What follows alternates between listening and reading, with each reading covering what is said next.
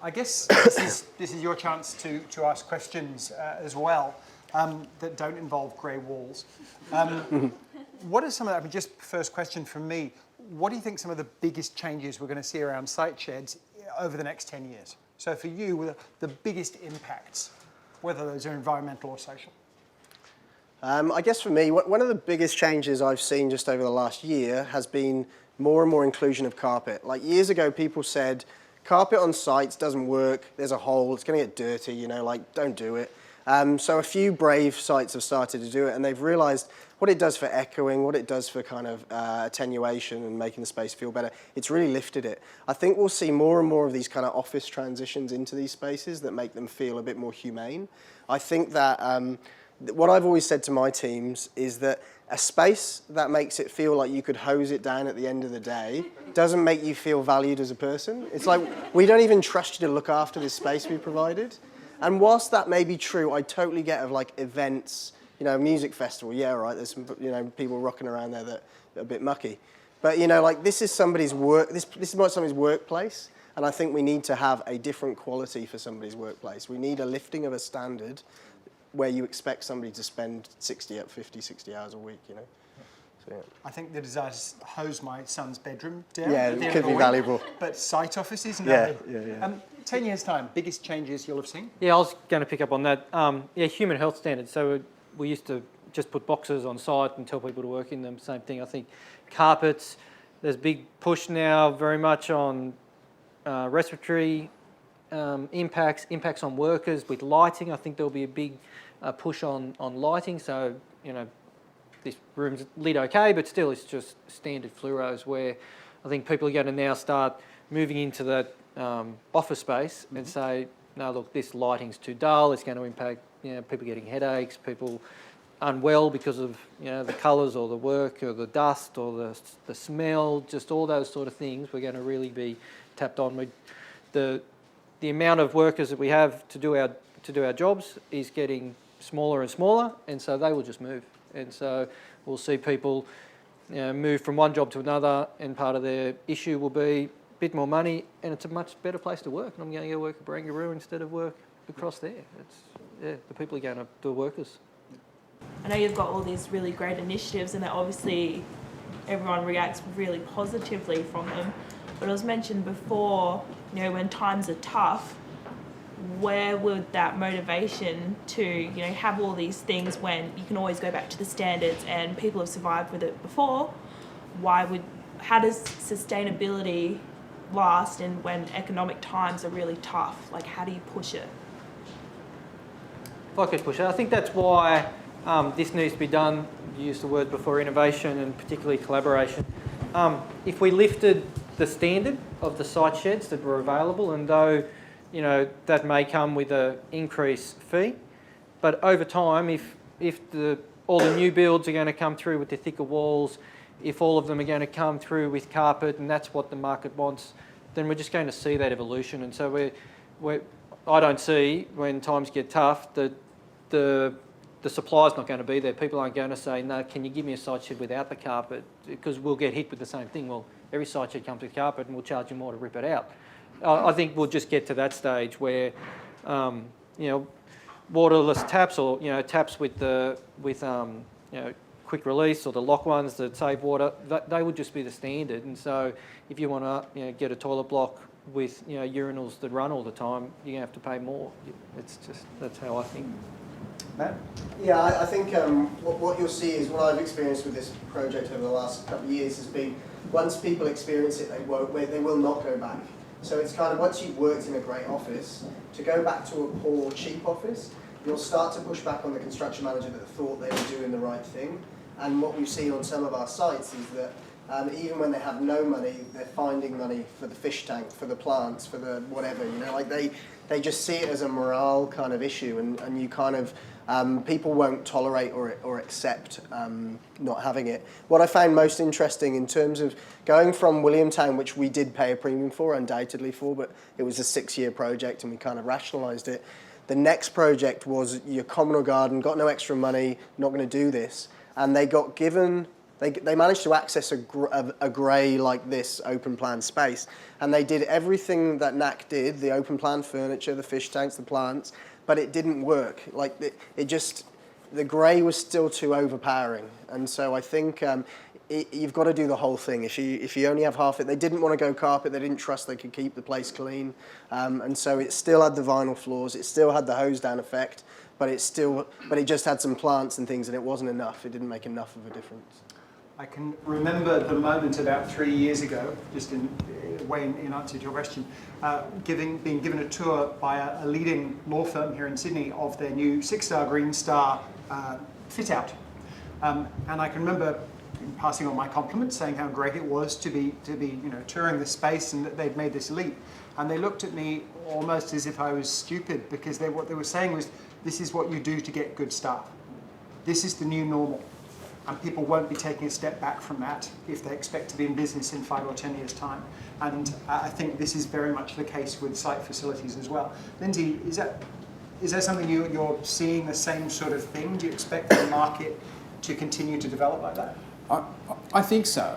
I think you've got a situation where if you go back in time or even today in many areas, people simply say, this is the project, this is what our internal rate of return has to be, this is how much you've got to spend.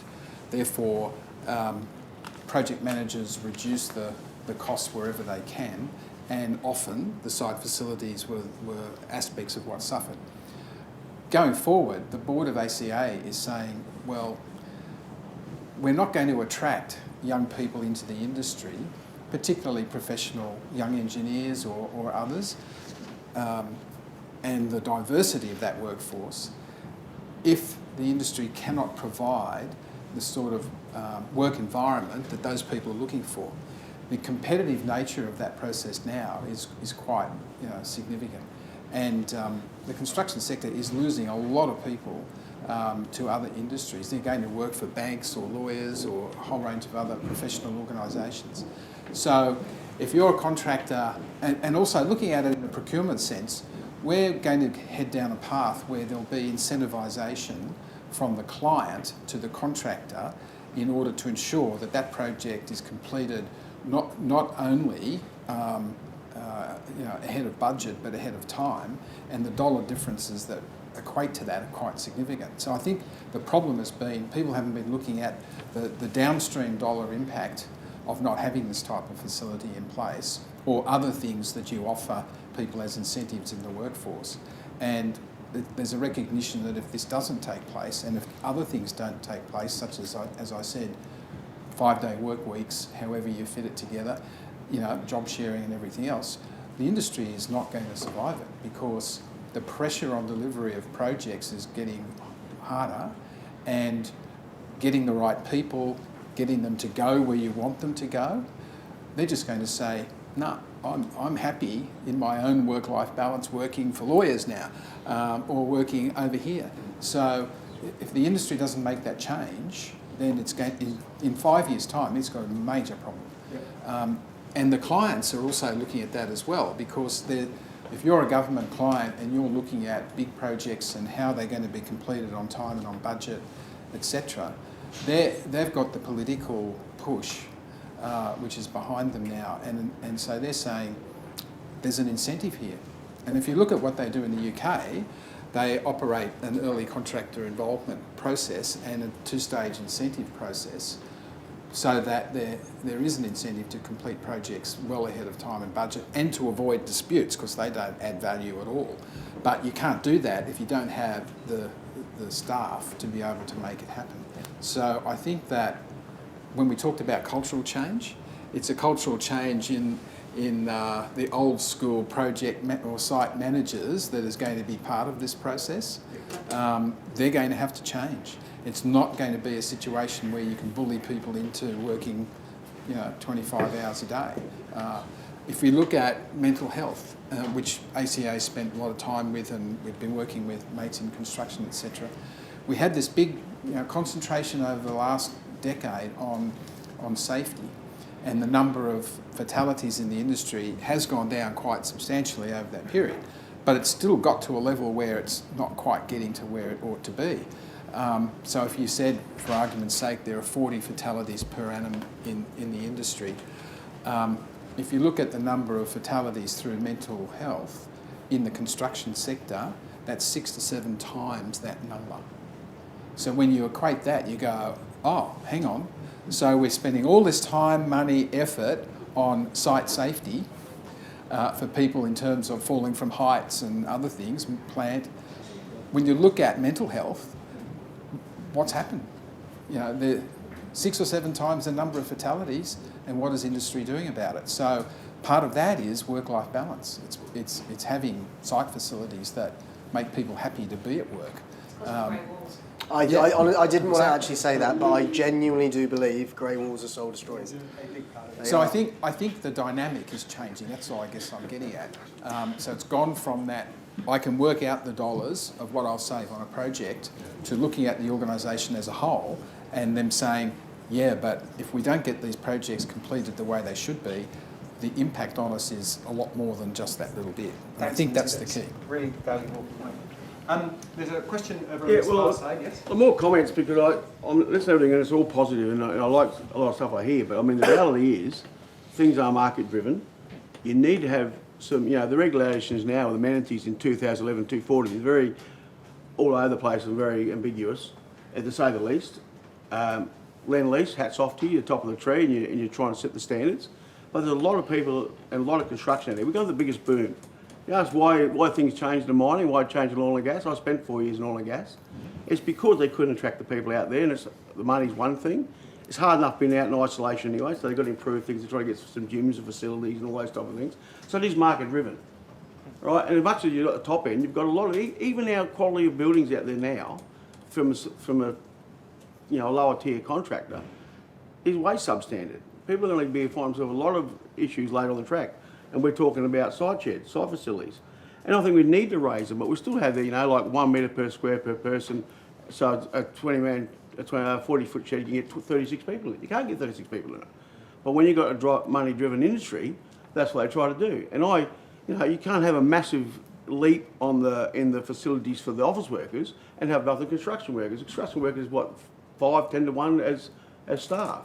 So you've got to lift the standards overall, and I think this is where the government and the Australian Construction Association can sort of lift the standards in there. And if you go to suppliers, whether it's ATCO or Royal Wolf, all those new suppliers, if you do lift the standard, I think it's got to be phased in. And it's definitely, there's a lot of stuff we could do to save, door closers, 100% with you. When at night, sensor lights, so the light's not on all the time. All these little things that doesn't cost big money, you can make a big impact. And not just the top tier, right across the construction sector. So we should be looking at that, each division. I've never seen so many tower cranes in my life. I've spent 6 years in Dubai, coming here to Sydney, and I've been back to Sydney since April this year. Go to Bankstown, Lidcombe, anywhere, everything's construction. And there's a massive big difference in all that. I think there's a great point. It is very much market driven, and there's a lot of things which can be done easily to try and bring these things in. Did you have a question for Matt or Hugh? Like I'm saying, how would you see that we can raise the industry right across? Yep. The site sheds and to the standard. When you're on a site for 6 years, great. A lot of jobs are only 18 months, 2 years max, even for $300 million jobs. So Matt, I think there's a recognition and a pragmatism that it's going to cost us money to get the sheds that we want, if they don't exist, for providers to upgrade them. And we understand that. We've had our minimum standards for 10 years and we get charged to lift the standard of these sheds. What really galls us is when we also get charged to take those features back out, to put them into a fleet that doesn't have those features, because, again, I get what you're saying, but how can you have some sheds that have the LED lights with motion detection and some sheds that don't? The poor guys that are trying to maintain all that stuff, do they replace that motion detection one with another motion detection or have it back as the standard that everyone else has got? So unfortunately, we're going to have to take the good thing off, put it back to rubbish because everyone else wants rubbish. And the code of practices through the government? Yeah, I think... we could sit there and say, rightio, from here's here, and the code of practice is all about, adequate and all these soft words that can be open to anything. Yeah. Yeah. So I think the government's got to sit up and say, well, from now the standard should be this in the installation. Not now, not right, but if we are going to put closers and sensor lights and all those stuff we should have, and they should all be soft taps like a certain 15-second tap, Yeah. so it switches off. They should be the standard that should go through, but it's got to come out. Nobody's going to do it unless they're sort of... And it's things like the window rattlers, you know, like the window rattlers that you can still buy that are 1 star, just stop buying them. Like, just put the 2-star, we're only asking for 2-star ones, you know? Yeah. It's an extra 50 or 60 bucks, I get it. But for the 2 years we will look after the sheds, we've worked it out. It's like an extra $300 or $400 of energy.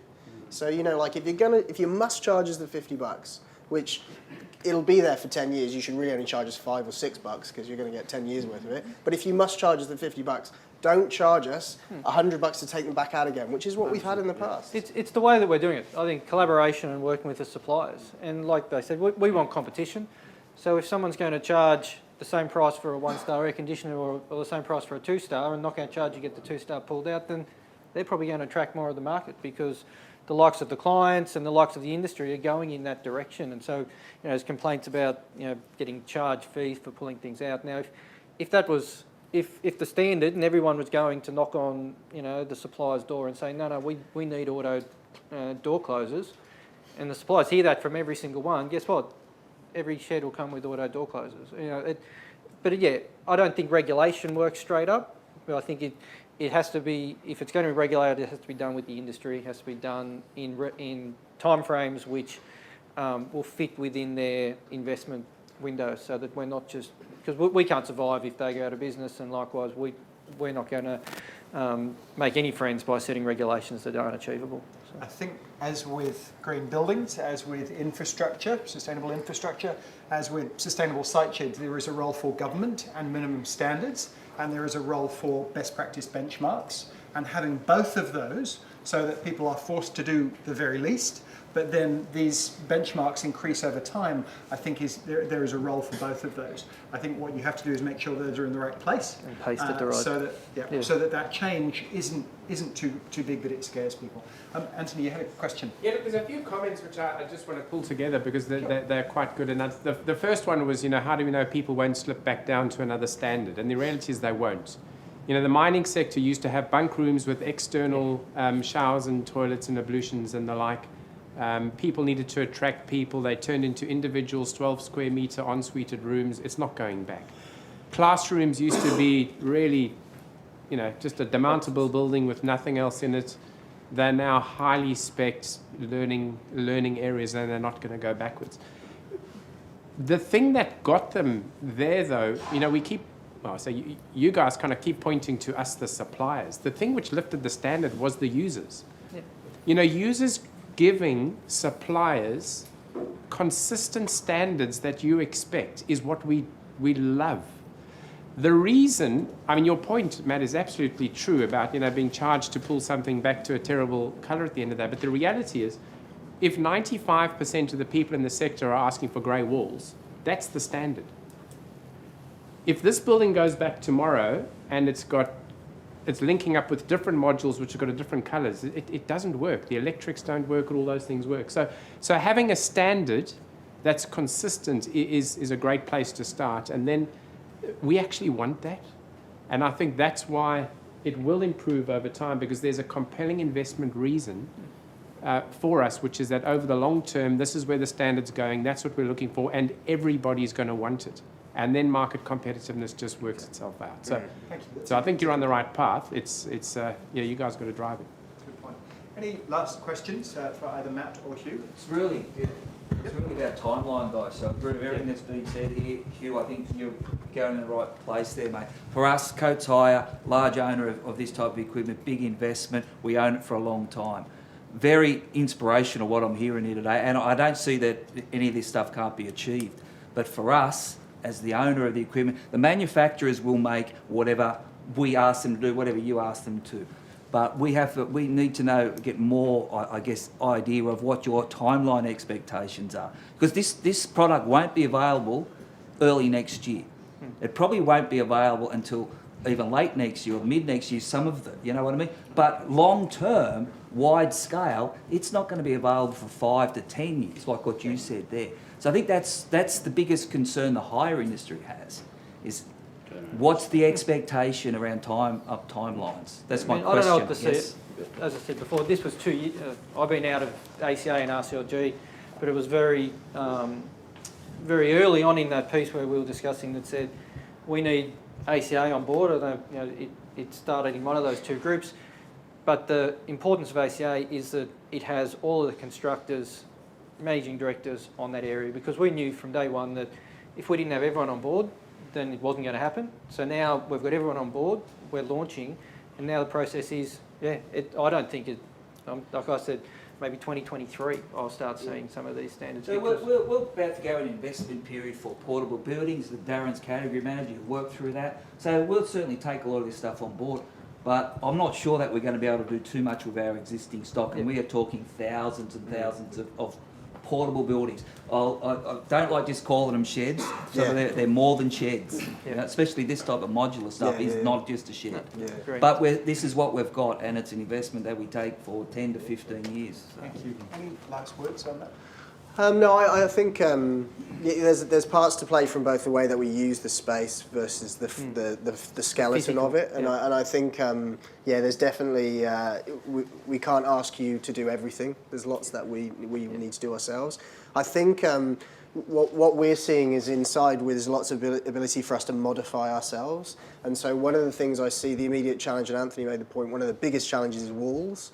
It's like, how can we maybe add insulation inside the buildings that is useful to us, that can be modular in that it can be removed and given back to the guys that don't want the extra insulation and want them grey again?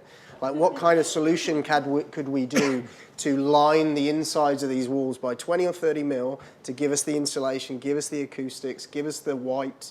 You know, like, could you have a stack of these panels somewhere that when you know you want one of ours, you come and you zip, zip, zip, zip. Right, now we've got the good wall. You know, like, that's the kind of thing I think we want to see. Very, very happy to hear you say that. But we have already started to move towards some of these other, like we haven't fitted LED lighting and everything, but as we're moving through and we're doing refurbishments, LED lighting is what's going in. The taps, we're starting to go through that, but just to think that we can switch on and change every tap on a fleet of 10,000, very difficult to do overnight. No, we're in a transition. I don't think anyone doubts that it'll take time. Please would you join me in thanking both Matt Williams and